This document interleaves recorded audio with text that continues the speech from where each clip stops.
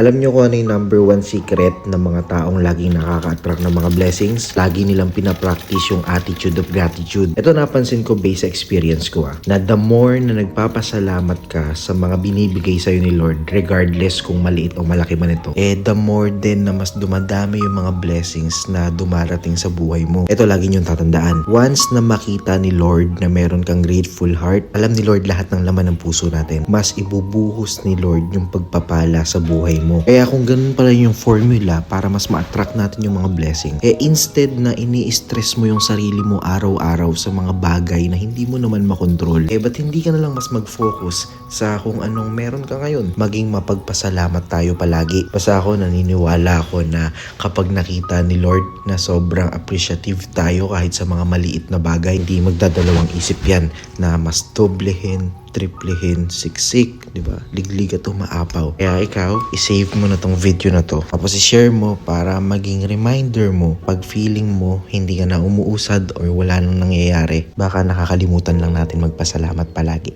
Follow me for more.